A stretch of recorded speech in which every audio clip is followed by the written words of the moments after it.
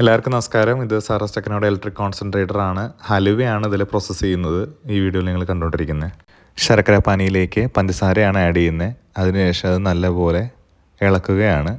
ഈ മെഷീനിൽ 2 ഡയറക്ഷനിലും ഇളക്കം നമുക്ക് കൊടുക്കാൻ പറ്റും. അതിനുശേഷം മൈദപ്പാലാണ് ഒഴിക്കുന്നത്. ഇത് കോട്ടയം സൈഡിലുള്ള ഒരു ഹലുവയാണ്. ഇപ്പോൾ അതിൻ്റെ അകത്ത് ഇനി എണ്ണയാണ് ഒഴിച്ചുകൊണ്ടിരിക്കുന്നത്. ഈ മെഷീൻ ഒരു 3 ഫേസ് മെഷീനാണ്. ഇതിനൊരു 10 HP നമുക്ക് ലോഡ് വരും, 50 കിലോൻ്റെ. ഇപ്പോൾ ഈ കാണുന്ന എക്യുപ്മെൻറ്റ്. അതിനുശേഷം കാഷ്യൂ ആണ് അവരിട്ടുകൊണ്ടിരിക്കുന്നത്. ഇതൊരു ഫുള്ളി SS304L ഗ്രേഡിൽ നിർമ്മിച്ചൊരു എക്യുപ്മെൻറ്റാണ്.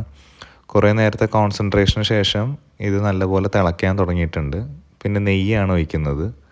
ഇപ്പോൾ ഇതിൽ കാണുന്ന പോലെ ഇളക്കം 2 ഡയറക്ഷനിലോട്ടായിട്ട് കൊടുക്കുന്നുണ്ട്. ഈ എക്യുപ്മെൻറ്റിൽ അടിപിടുത്തം ഹലുവ ഉണ്ടാക്കുമ്പോഴൊന്നും അധികം ഉണ്ടാവില്ല. ഈ ഒരു ലാസ്റ്റ് മിക്സിങ് കൂടിയും കഴിഞ്ഞ് അജിറ്റേഷനും കൂടിയും കഴിഞ്ഞ് കഴിഞ്ഞാൽ മെറ്റീരിയൽ ഓൾമോസ്റ്റ് എടുക്കാറായി.